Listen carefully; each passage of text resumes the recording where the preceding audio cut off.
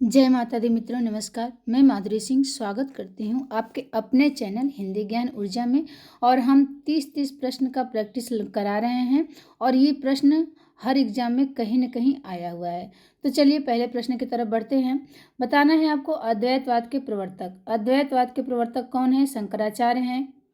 शंकराचार्य हैं, वल्लभाचार्य हैं, या मध्वाचार्य है, या रामानुजाचार्य हैं। तो अद्वैतवाद के प्रवर्तक कौन है?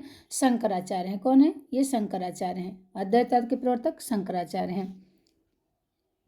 और शुद्धाद्वैतवाद के प्रवर्तक कौन थे? तो ये वल्लभाचार्य थे। फिर द्वैतवाद के प्रवर्तक मध्वाचार्य हो गए और विशिष्टाद्वैतवाद के प्रवर्तक रामानुजाचार्य हो गए। आगे बढ़ जाते हैं। अब यहाँ से संत काव्य का शुरू हो रहा है। तो पहला प्रश्न है, संत काव्य से है कि कबीर दास में जो रहस्यवाद पाया जाता है, कबीर दास में जो रहस्यवाद पाया जाता है वह अधिकतर सूफियों के प्रभाव के कारण है। यह कथन किसका है बताना है आपको, और आप लोग अपना टिक करते चलिएगा। तो डॉक्टर पुखराज का है, सोमप्रभ सूरी का है, या रामचंद्र शुक्ल जी का है, या डॉक्टर नगेंद्र का है। तो ये आचार्य रामचंद्र शुक्ल जी का है। कौन सा है? आचार्य रामचंद्र शुक्ल जी का है।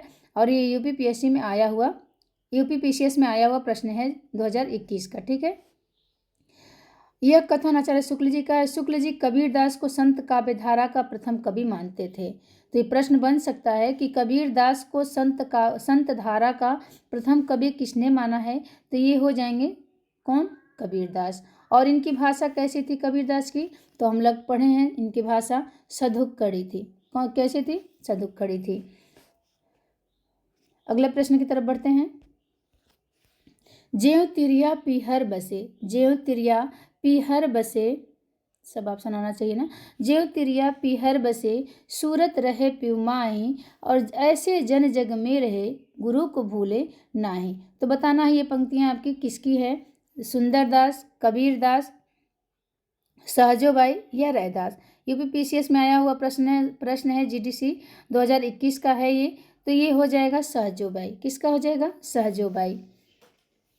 सहजोबाई निर्गुण काव्यधारा की संत कवित्री थी। सहजोबाई कहाँ कैसे थी? तो निर्गुण काव्यधारा की संत कवित्री थी और यह महात्मा चारण दास की शिष्या थी। कबीरदास ये सहजोबाई किसकी शिष्या थी? तो चारण दास की शिष्या थी सहजोबाई। और ये निर्गुण काव्यधारा में आती हैं और इनका सहज प्रकाश एक ग्रंथ मिलता है, सहज प्रकाश। अगले प्रश्न की तरफ बढ़ते हैं।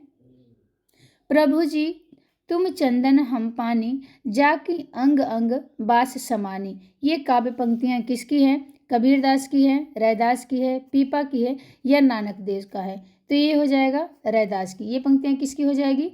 ऑप्शन नंबर बी, रैदास की। संत रैदास को रविदास भी कहा जाता है। इनका नाम रविदास भी है। क्या नाम है? रविदास। ये किसके गुरु थे? तो ये मीराबाई के और उदय के गुरु थे।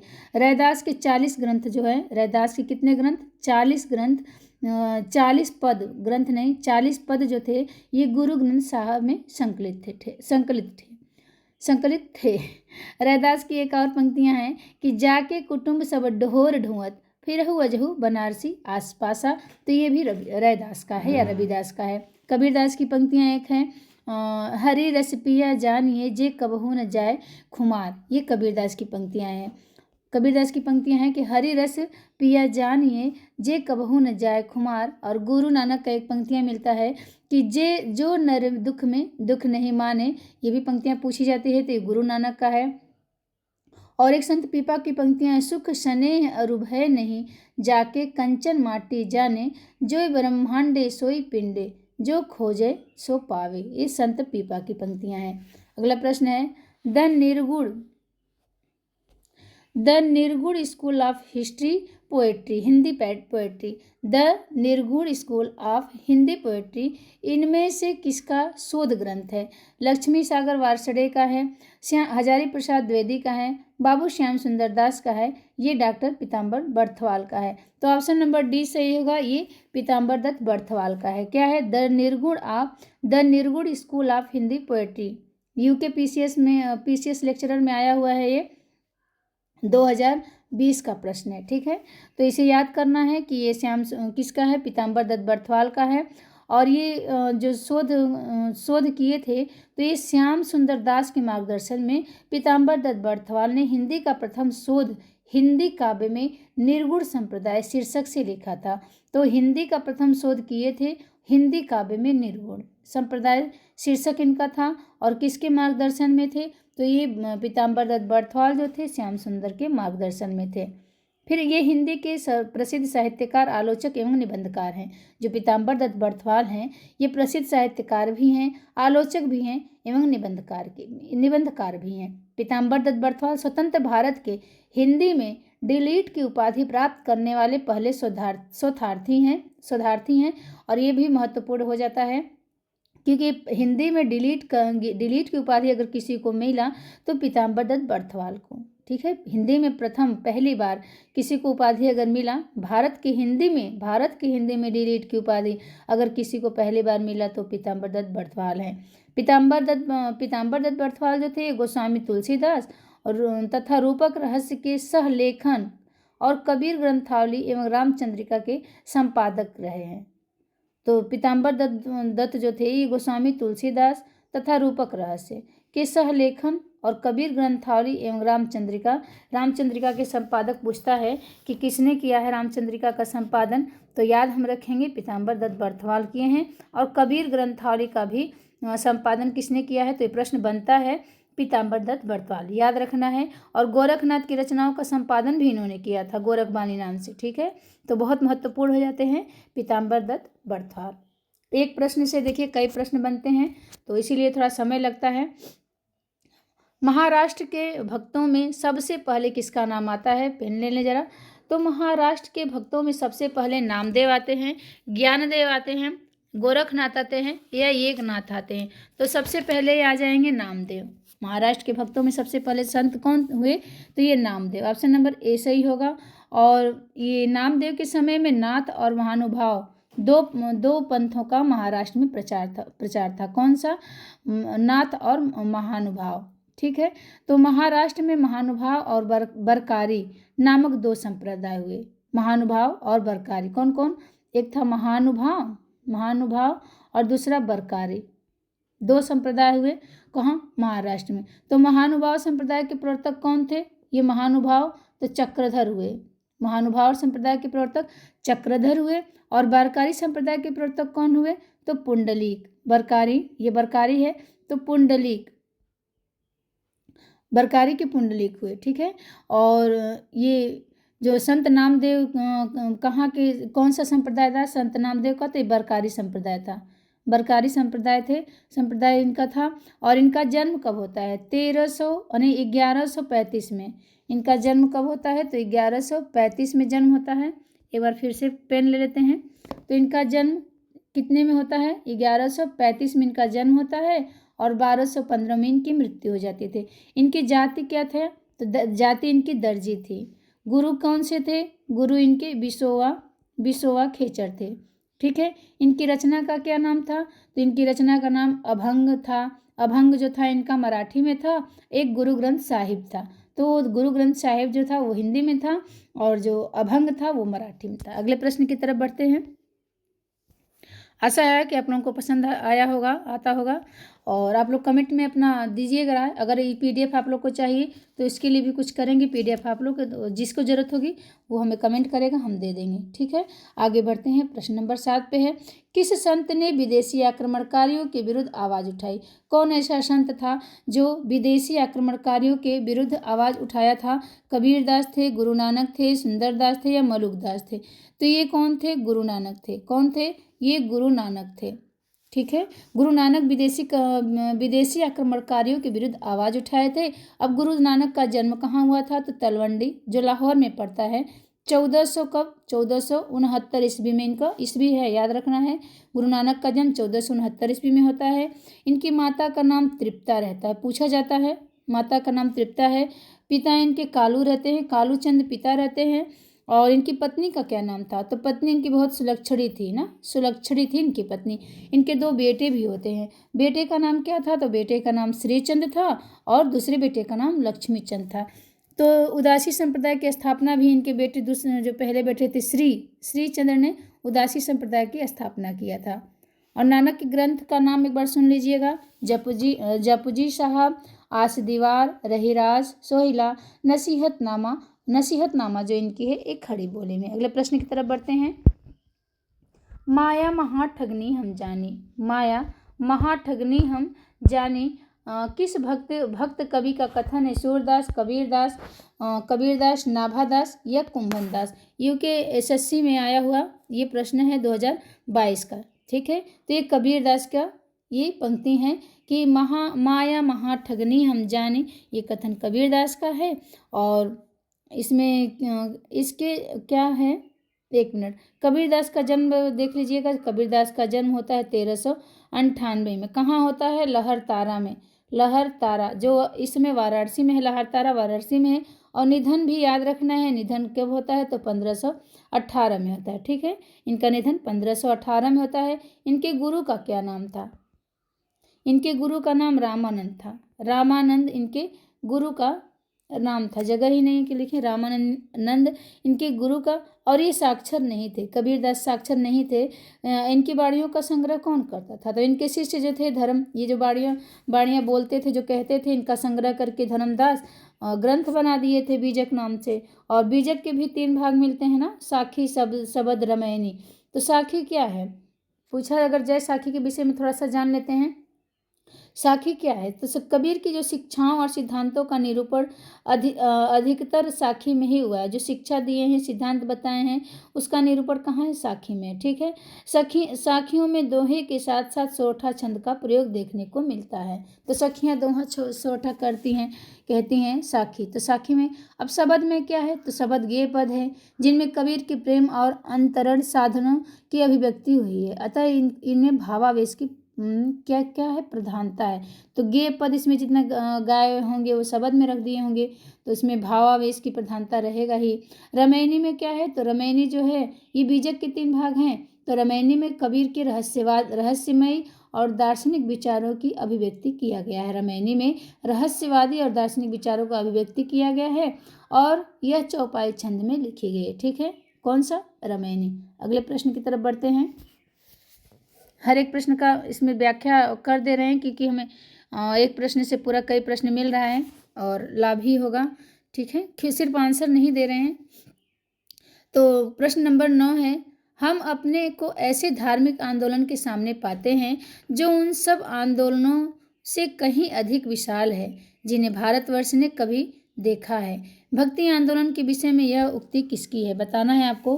तो ये ग्रियर्सन कहते हैं। कौन कहता है? जॉर्ज ग्रियर्सन कहते हैं। ठीक है, क्या कहते हैं कि हम अपने को ऐसे धार्मिक आंदोलन के सामने पाते हैं जो उन सब आंदोलनों से कहीं अधिक विशाल है जिन्हें भारतवर्ष ने कभी देखा है। भक्ति आंदोलन विषय की उक्ति किसकी है? तो जॉर्ज ग्रियर्सन की है।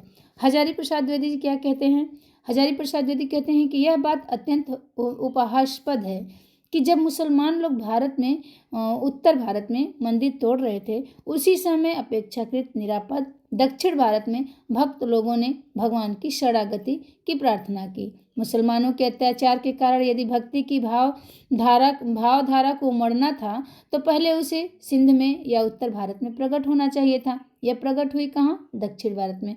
तो ये हजारी प्रसाद द्विवेदी का ये सब कथन अगर आ जाए तो हजारी प्रसाद द्विवेदी कहते हैं।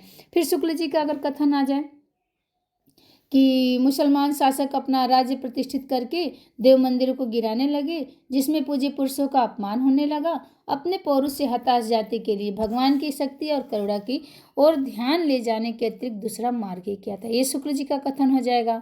ठीक है, और ग्रेजुएशन का याद ही रखना है, ग्रेजुएशन का आया हुआ है तो किसमें? आरपीएससी में आया हुआ है। तो हम अपने को ऐसे धार्मिक आंदोलन के सामने पाते हैं जो उन सब आंदोलनों से कहीं अधिक विशाल है। तो ग्रियर्सन, विशाल देख के गिर जाएंगे ग्रियर्सन, ऐसे करके याद करेंगे तो हमें कहीं कहीं याद रहेगा। ठीक है, कौन सा विकल्प सुसंगत नहीं है? बताना है इसमें से। नहीं को ध्यान देना है, क्योंकि मैं तो बहुत गलत करती हूँ। नहीं हमें दिखता ही नहीं है, तो नहीं दिखेगा, इसके लिए हम इसको गोला कर लेंगे। ठीक है, तो विकल्प सुसंगत नहीं है। कबीर परचई, तो कबीर परचई अनंत दास की है, बिल्कुल सही है। ज्ञान समुद्र ये सुंदर दास ने लिखा है, ये भी सही है। फिर ज्ञान दीपक दरिया साहब, ज्ञान दीपक दरिया साहब ये भी सही है। तो गलत कौन सा है? ज्ञान बोध, ये आंसर गलत है। तो इसमें इसका आंसर यही होगा कि विकल्प सुसंगत नहीं है, तो यही नहीं सुसंगत है। ज्ञान बोध भक्तिकालीन संत कवि मलुक दास की रचना है। ज्ञान बोध ये किसकी है? मलुक दास की। यहाँ लिख दे, याद रहेगा, मलुक दास की है ज्ञान बोध। ठीक है। ज्ञान लीला, ज्ञान तिलक, योग चिंतामणि, राम रक्षा स्तोत्र और ये सब रामानंद के हैं। ठीक है, रामानंद के हैं। अनंत दास ने अपनी रचना पीपा परिचय में अपनी गुरु परंपरा को रामानंद से आरंभ माना है। अनंत दास ने जो अनंत दास की रचना है पीपा परिचय, पीपा परिचय, इस यहाँ तो कबीर परिचय लिखा है ना, कबीर परिचय है। ठीक है, इसमें है क्या? तो गुरु परंपरा को रामानंद के आरंभ, गुरु परंपरा इन्होंने रामानंद से ही आरंभ माना है। पहले जैसे रामानंद आते हैं गुरु परंपरा में, एक बार देखते हैं यहाँ। हाँ, तो सबसे पहले कौन आता है? रामानंद है ना। तो रामानंद से ही आरंभ माना है। किसने माना है? तो ये अनंत दास ने रामानंद से माना है। तो इनके अनुसार देखते हैं पहले कौन आता है। पहले यहाँ से लिखते हैं रामानंद, पहले रामानंद आते हैं, फिर अनंता, फिर अनंतानंद आते हैं। उसके बाद कौन आता है? कृष्णदास। उसके बाद कौन आते हैं? कृष्णदास आते हैं। उसके बाद कृष्णदास के बाद अग्रदास। ठीक है, फिर विनोदी, फिर अनंतानंद। ठीक है, यह जगह नहीं है। चलिए आगे बढ़ते हैं। कौन सा प्रश्न है? संत दादू दयाल किसी से परंपरा से असंबद्ध संत बताना है कि दादू दयाल किसी से परंपरा में कौन से असंबद्ध हैं? पीपा सुंदरदास, रज्जब, गरीबदास। तो कौन नहीं है? दादू दयाल किसी से परंपरा में पीपा नहीं है। कौन नहीं है? ऑप्शन नंबर ए, पीपा नहीं है। दादू जी का जन्म कब हुआ था? दादू जी का जन्म होता है 1544 ईस्वी में। 1544 ईस्वी में जन्म होता है और 52 शिष्य माने जाते हैं इनके। दादू दयाल के कितने शिष्य माने जाते हैं? 52 शिष्य, 52 शिष्य माने जाते हैं। दादू पंथ के उत्तराधिकारी दादू के पुत्र गरीबदास तथा मिस्कीन दास हुए। तो इनके दो पुत्र होते हैं, गरीबदास और मिस्कीन दास। तो इनके उत्तराधिकारी कौन हुए? तो यही दोनों पुत्र हुए, गरीबदास तथा मिस्कीन दास। दादू दयाल 1574 में राजस्थान में दादू संप्रदाय की स्थापना की थी। तो कब स्थापना की थी? 1574 में दादू संप्रदाय, अपने नाम से ही रखे थे, दादू संप्रदाय की स्थापना किया था। और उनकी मृत्यु के बाद दादू पंथ नाम, इनके जब दादू संप्रदाय की स्थापना किया था तो इनकी मृत्यु के बाद इन दादू संप्रदाय का नाम क्या हो गया? दादू पंथ हो गया। ठीक है, और निधन कब हुआ था? 1544 में। जन्म लिए थे 1603 में। तो कब निधन हुआ था? 1603 ईस्वी में। पीपा रामानंद जी को अपना गुरु मानते थे। पीपा रामानंद जी को अपना गुरु मानते थे और इन्हीं से इन्होंने गुरु परंपरा की शुरुआत भी माना है। अगले प्रश्न की तरफ बढ़ते हैं। राजस्थान से संबंधित संत भक्त संप्रदाय नहीं है। कौन ऐसा संत है जो राजस्थान से संबंधित नहीं है? तो बताना है, आरपीएससी में आया हुआ है प्रश्न ये। निरंजनी संप्रदाय, जशनाथी संप्रदाय, लालदासी संप्रदाय, बाबरी संप्रदाय। तो इसमें ऑप्शन नंबर डी सही होगा। बाबरी संप्रदाय जो थे राजस्थान का नहीं था। ये बाबरी साहिबा ने राजस्थान संबंधित नहीं थे। भक्ति काल के प्रमुख संप्रदाय भी देखते हैं तो कबीर पंथ जो थे प्रवर्तक कबीर थे। कबीर पंथ के प्रवर्तक कबीर थे। सिख संप्रदाय के प्रवर्तक गुरु नानक ही थे पंजाब के। ठीक, बिश्नोई संप्रदाय के जम्बनाथ थे, बीकानेर के, केंद्र बीकानेर था। निरंजनी संप्रदाय के निरंजनी हरिदास निरंजनी डिडवाड़ा संप्रदाय था इसका। लाल पंथ संप्रदाय के प्रवर्तक लालदासी थी, अलवर था इसका केंद्र। फिर दादू पंथ जो है ये दादू दयाल इनके प्रवर्तक हुए थे। बाद में इनके मरने के बाद, नहीं, दादू पंथ नहीं था, दादू क्या था? दादू पंथ तो इनके मरने के बाद इनका नाम रखा गया था ना, दादू पंथ। दादू संप्रदाय की स्थापना किए थे। ठीक है, वही दादू संप्रदाय की स्थापना दादू ने किया था। दादू पंथ नाम से प्रसिद्ध हुआ, वही बात है। फिर सत्यनामी संप्रदाय के प्रवर्तक कौन होते हैं? तो जगजीवन दास होते हैं और इसका केंद्र कहाँ है? नरलोन में है। ठीक है, फिर अगले प्रश्न की तरफ बढ़ते हैं। 13 नंबर का प्रश्न है, थोड़ा सा क्लास बड़ा हो जा रहा है। निम्नलिखित के आधार पर सही विकल्प चुनना है। ठीक है, निर्गुण भक्ति में गुरु को वही महत्व है जो साधना के अन्य रूपों में ज्ञान मार्ग, सगुण भक्ति या रहस्यवाद में प्राप्त है।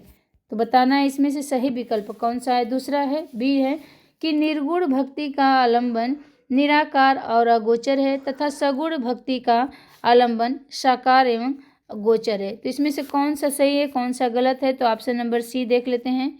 ये थोड़ा सा छोटा करते हैं। ऑप्शन नंबर सी इसका आंसर होगा, ये सी। ए और बी दोनों सही है, मतलब ये दोनों सही है। ठीक है, ए और बी दोनों सही है। कि क्या दिया है कि निर्गुण भक्ति में गुरु का वही महत्व है जो साधना के अन्य रूपों रहस्यवाद में प्राप्त है, ज्ञान मार्ग, सगुण भक्ति। फिर निर्गुण भक्ति का आलंबन निराकार और अगोचर है तथा सगुण भक्ति का आलंबन कैसा है? तो साकार एवं गोचर है। ठीक है, प्रश्न नंबर 14। प्रश्न 14 है, कबीर जो कुछ कहते थे शास्त्रीय ज्ञान के आधार पर कहते थे। उनकी युक्तियां बेधने वाली और व्यंग चोट करने वाले होते थे। विकल्प में बताना है इसमें कि क्या पूछा है। विकल्प आधार पर सही विकल्प चुनना है। ठीक है, तो कबीर जो थे इसमें जो कुछ कहते थे शास्त्रीय ज्ञान पे कहते थे। कैसे शास्त्रीय ज्ञान पे कहते थे? ये तो पढ़े लिखे नहीं थे, तो ए तो गलत हो जाएगा। और बी जो है उनकी उक्तियाँ बेधने वाली और व्यंग चोट करने वाली होते थे, तो ये सही है। ठीक है, तो ऑप्शन नंबर बी कौन सा हो जाएगा? Option number B. ए तो गलत है और बी सही है। ये खुद कहे थे ना कि मसी कागज छुओ नहीं, कलम गयो नहीं हाथ। इसी आधार पर तो उनका साक्षर न होना प्रमाणित होता है। उनके वचनों उपदेशों का आधार सूफी संतों का सत्संग एवं प्रत्यक्ष लोक व्यवहार के अधिक निकट स्थापित प्रतीत होती है। अगले प्रश्न की तरफ बढ़ते हैं। प्रश्न नंबर 14, बताना है आपको कौन सा कथन असंगत है। इसमें से पढ़ना है, समझना है, उसके बाद बताना है। तो कृष्णगढ़ नरेश महाराज सावंत सिंह ही प्रसिद्ध भक्त कवि नागरीदास हैं। सही है, ये सही है। फिर है नगरावनगढ़ के राजा संत पीपा ने स्वामी रामानंद से दीक्षा ली थी। तो हाँ सही है, दीक्षा ली थी। हम पीछे पढ़ के आ रहे हैं ना कि ये पीपा ही गुरु परंपरा रामानंद से मानते हैं। फिर जम्बनाथ ने अपने आदर्शों के प्रचारार्थ ब्रह्म संप्रदाय की स्थापना की थी। फिर सहजोबाई ने ब्रह्म तत्व का निर्गुण, सगुण, निरपेक्ष, अनिर्वचनीय स्थिति का अनुभूतिपरक वर्णन किया था। तो इसमें जो है गलत है, ऑप्शन नंबर सी गलत है। यह संगत है कि जम्बनाथ ने अपने आदर्शों के प्राचार्य ब्रह्म संप्रदाय की स्थापना की थी।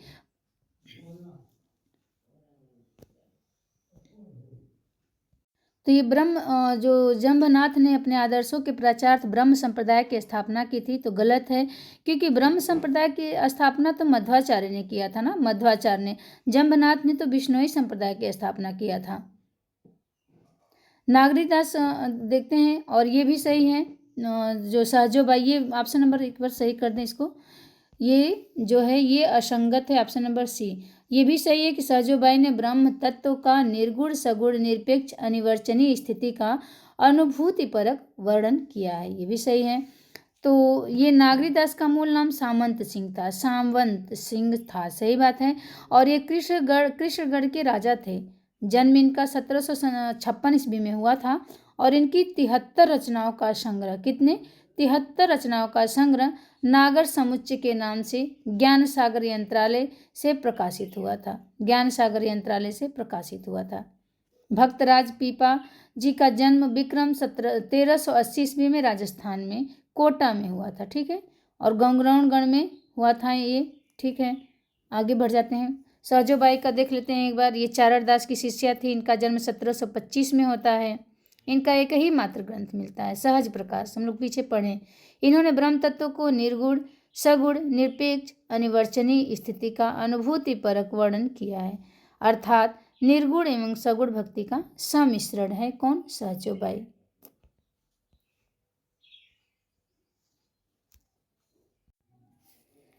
अगला प्रश्न है, कबीरदास ऐसे मिलन बिंदु पर खड़े थे जहां से एक ओर हिंदुत्व निकल जाता है और दूसरी ओर मुसलमानत्व। कबीर विषयक उक्त मान्यता किसकी है? ये कौन कहता है कि कबीरदास ऐसे मिलन बिंदु पर खड़े थे कि जहां एक ओर तो हिंदुत्व निकल जाता है और दूसरी ओर मुसलमानत्व। तो ये हजारी प्रसाद द्विवेदी का कथन है। हजारी प्रसाद द्विवेदी का कथन है। तो कबीरदास के विषय में थोड़ा सा देखते हैं, हजारी प्रसाद द्विवेदी क्या कहते हैं। कबीर ने अपनी झाड़ फटकार के द्वारा हिंदुओं और मुसलमानों के कट्टरपन को दूर करने का जो प्रयास किया वह अधिकतर चिढ़ाने वाला सिद्ध हुआ, हृदय को स्पर्श करने वाला नहीं। ये रामचंद्र शुक्ल जी कहते हैं। ठीक है, रामचंद्र शुक्ल जी कहते हैं कि कबीरदास ने जो अपनी झाड़ फटकार के द्वारा हिंदुओं और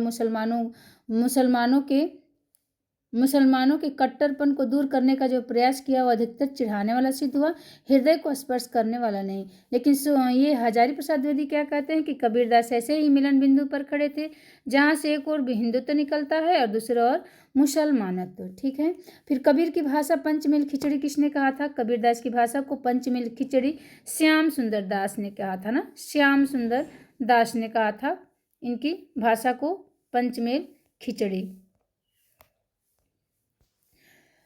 और कबीर का जीवन काल उन्हें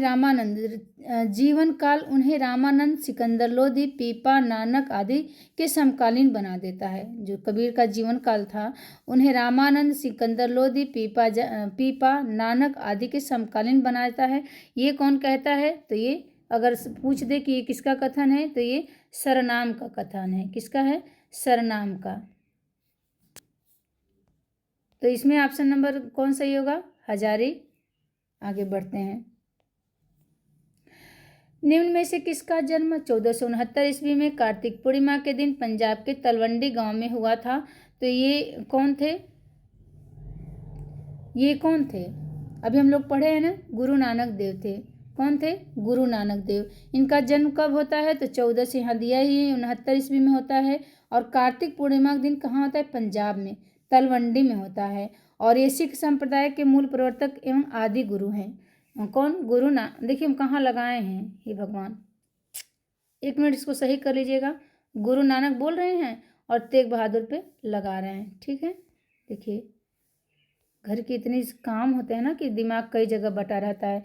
तो ये गुरु नानक है। ठीक है, इनका जन्म 1469 ईस्वी में होता है और 1469 में, सही तो है, कार्तिक में होता है। और जपुजी है, आस दीवार, रही रास और सोहिला इनकी रचनाएं हैं। जपुजी नानक दर्शन का सार तत्व है। जपुजी जो गुरु नानक का है ये दर्शन इनका है, नानक दर्शन का सार तत्व है। नसीहतनामा कैसा है? तो नानक देव की महत्वपूर्ण ये रचना है। ठीक है, अगले प्रश्न की तरफ बढ़ जाते हैं।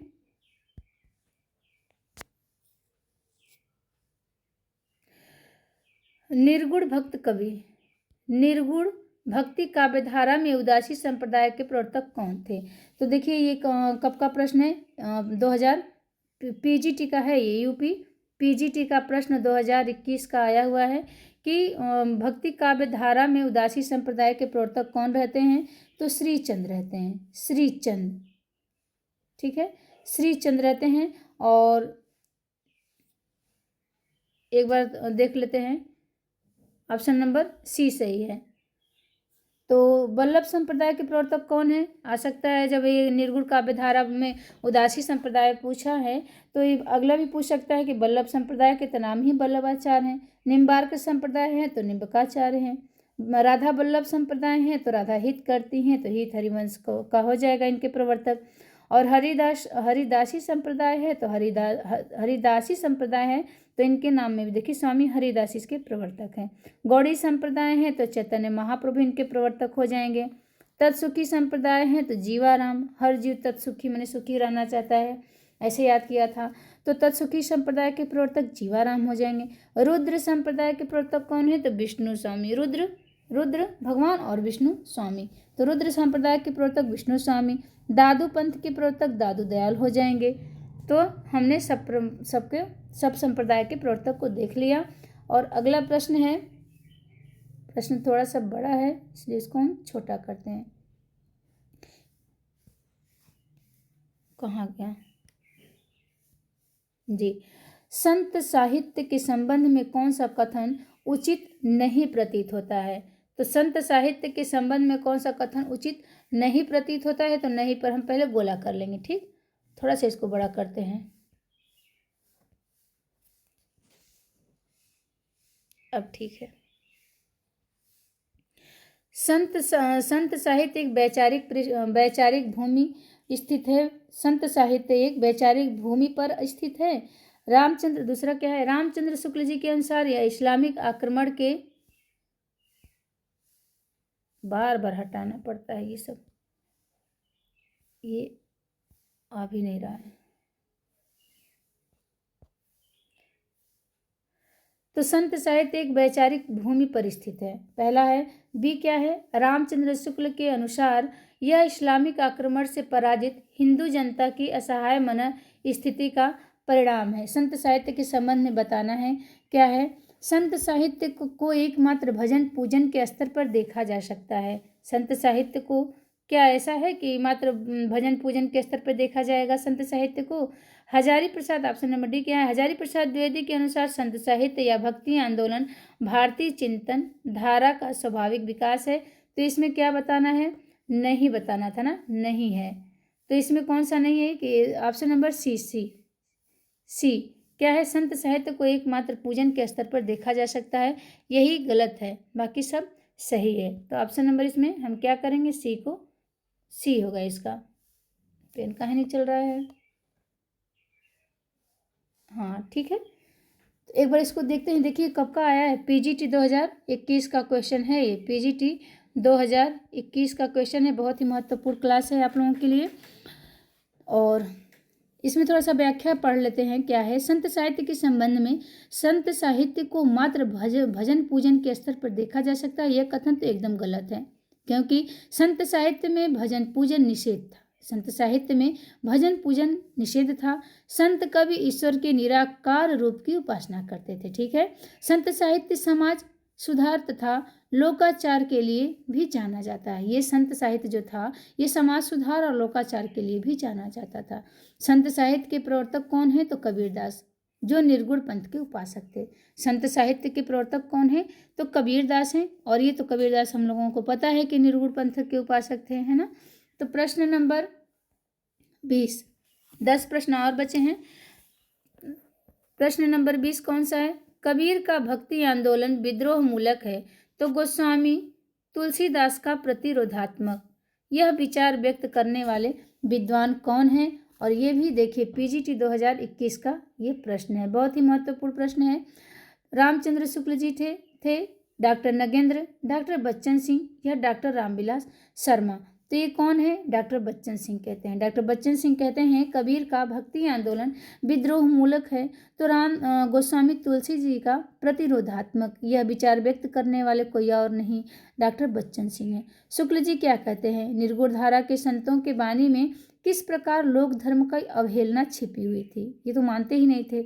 सगुण धारा के भारतीय पद्धति के भक्तों में कबीर, दादू आदि लोक धर्म विरोधी स्वरूप को यदि किसी ने पहचाना तो गोस्वामी तुलसीदास थे। डॉक्टर नगेंद्र क्या लिखते हैं कि तुलसीदास की भक्ति भावना कबीर आदि निर्गुण भक्तों की ज्ञानोमयी भावना की भांति रहस्यमयी नहीं है, वह सीधी सरल एवं सहज शांत। क्यों पढ़ रहे हैं, क्योंकि देखिए पूछा है बच्चन सिंह का कि कबीर का भक्ति आंदोलन विद्रोह मूलक है तो गोस्वामी तुलसीदास का प्रतिरोधात्मक, ये तो बच्चन सिंह कहते हैं। हो सकता है इस बार पेपर में पूछ दे कि निर्गुण धारा के संतों के बानी में किस प्रकार लोक धर्म की अवहेलना छिपी हुई थी। सगुण धारा के भारतीय पद्धति के भक्तों में जो थे कबीर, दादू आदि के लोक धर्म विरोधी स्वरूप को यदि किसी ने पहचाना तो गोस्वामी तुलसीदास जी थे। तो ये कथन पूछ सकता है तो शुक्ल जी का हो जाएगा। अगर पूछ दे कि तुलसीदास की भक्ति भावना कबीर आदि निर्गुण पंथों की ज्ञान योगमयी भावना की भांति रहस्यमयी नहीं थी, वह सीधी सरल एवं सहज साध्य थी। तो डॉक्टर नगेंद्र। तो तुलसीदास की भक्ति भावना कबीर आदि निर्गुण भक्तों की ज्ञान क्या है, ज्ञान योगमयी भावना की भांति रहस्यमयी नहीं थी। तो तुलसीदास के लिए सीधी सादी सरल कौन बताता है? तो डॉक्टर नगेंद्र। नाक देखिए चलते हैं तो कैसे सीधे सीधे नहीं चलते हैं, तिरछे चलते हैं, लेकिन यहाँ लिखा है सीधी सरल एवं सहज भाषा, कोई अन्यथा नहीं लेगा, हम ऐसे ही याद करते हैं। ठीक है, आगे बढ़ जाते हैं। गुरु नानक की माता का नाम बताइए। तो गुरु नानक की माता का नाम भी देखिए कितना महत्वपूर्ण है। ये भी 2000 कब का है? टीजीटी 2021 का प्रश्न ये है। गुरु नानक की माता का नाम क्या है? तो तृप्ता रहती हैं, तृप्ता। तो इनके माता का नाम तृप्ता था और ये तलवंडी वर्तमान में जो था नानकाना साहिब, अब तो पाकिस्तान में पड़ता है। इनका जन्म हुआ था 15 अप्रैल 1469 ईस्वी में, पूर्णिमा के दिन हुए थे ये। ठीक है, और इनके पिता कौन थे? माता का पूछा है तो पिता के भी जान लीजिए, कालूदास थे ना, कालू तथा इनके कालूदास थे। और इनकी बहन नानकी थी, नानकी। इनकी बहन का नाम क्या था? नानकी। ये नानक थे, इनकी बहन नानकी थी। सुलक्षणी थे ना इनकी पत्नी का नाम सुलक्षणी। नानक के जो विचार निम्न ग्रंथों में थे: जपुजी, ये नानक दर्शन सार था, आस दीवार, रही राज, सोहिला, नसीहतनामा। तो ये नसीहतनामा महत्वपूर्ण हो जाता है, पूछा जा सकता है कि नसीहतनामा कैसे लिखा गया? तो खड़ी बोली में लिखा गया है। ठीक है, फिर है 22 नंबर का प्रश्न है, हम तो भगति मुक्ति में आया, गुरु प्रसाद राम गुण गाया। ये पंक्तियां किस ग्रंथ से ली गई है? और हम देखिए रात में 12 बजे के बाद रिकॉर्ड ये कर रहे थे, वीडियो क्लास ले रहे थे और यहाँ तक बन गया, तो उसके बाद हमको नींद आने लगा, उसको हमने डिलीट कर दिया। फिर ये सुबह हम उठे हैं तो 4 बजे कर रहे हैं। ठीक है, बड़ी मेहनत लगती है ये यूट्यूब पे क्लास लेना होना। तो हम तो भगति मुक्ति में आया, गुरु प्रसाद राम गुण गाया, ये किसका है? तो ये कबीर, ऑप्शन नंबर सी होगा, कबीर की परचई में है। ठीक है, कबीर की परचई की 6 प्रतियां उपलब्ध हैं, जिसमें कबीर के जीवन की प्रमुख घटनाओं का उल्लेख है। और परचई से स्पष्ट क्या है कि कबीर काशी में निवास करने वाले मुसलमान जुलाहे थे। ठीक है, उन्होंने रामानंद से दीक्षा प्राप्त किया था। सिकंदर शाह ने कबीर पर तो अनेक अत्याचार किए। सिकंदर शाह जो था, ये कबीर पे बहुत अत्याचार किया था।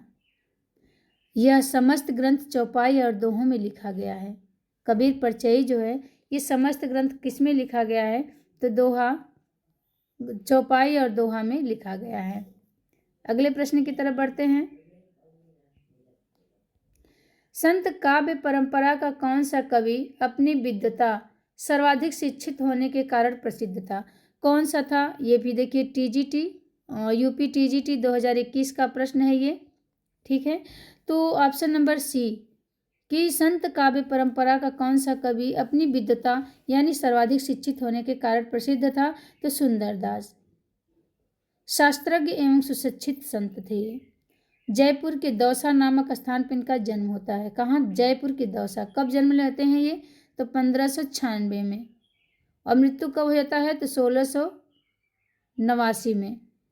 ठीक है, और इनके पिता परमानंद खंडेवाल थे। तो इनके पिता को भी ध्यान में रखेंगे, इतने महत्वपूर्ण कवि हैं। तो इनके पिता का नाम क्या था? परमानंद। कहाँ गए? सुंदरदास को देख के इनको परम आनंद आता था ना, तो ऐसे याद कर लेंगे। सुंदरदास के पिता कौन है? तो परमानंद हैं, परमानंद खंडेवाल। सूरदास के गुरु कौन थे? सुंदरदास, क्षमा करिएगा, सुंदरदास के गुरु कौन थे? तो दादू थे। ठीक, ज्ञान समुद्र और सुंदर विलास इनकी रचनाएं हैं। किसकी? सुंदरदास की। आगे बढ़ जाते हैं, महत्वपूर्ण कवि हैं।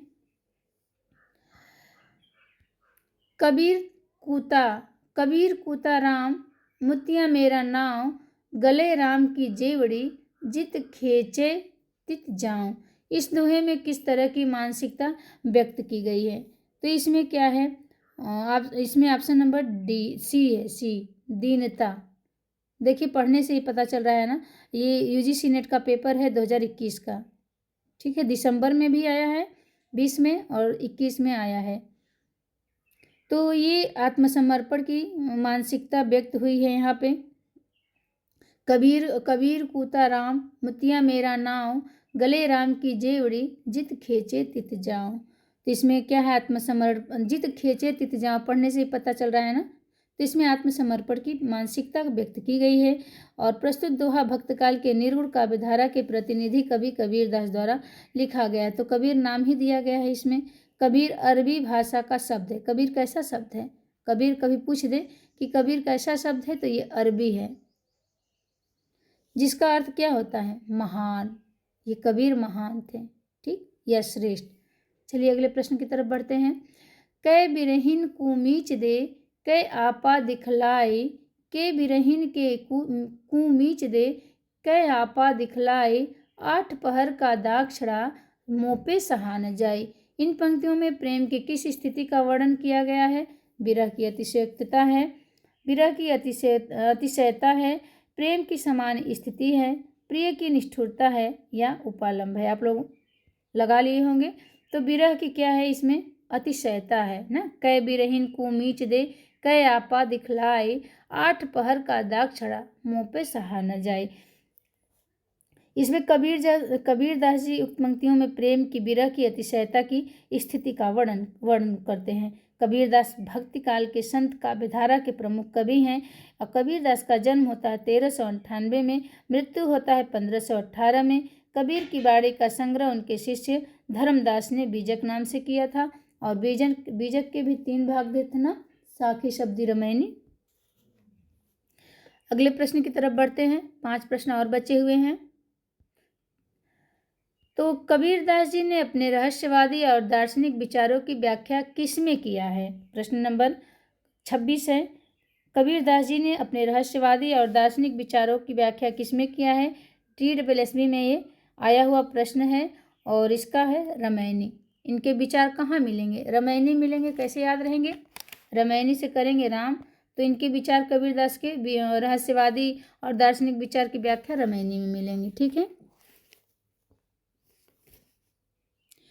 कबीरदास की बाड़ियों का संग्रह किसने किया था? तो धर्मदास थे, इनके उत्तराधिकारी यही बने थे ना। बीजक नाम से किया था 1464 ईस्वी में। 3 भाग थे, साखी, शब्द, रामायणी, बीजक के।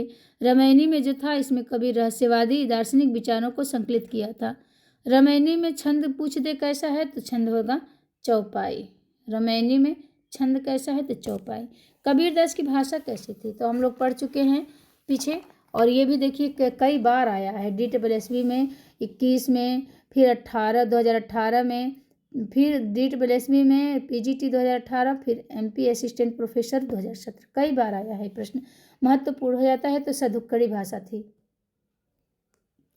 प्रश्न हम देखिए आगे पढ़ रहे हैं। ये प्रश्न आ गया आपका।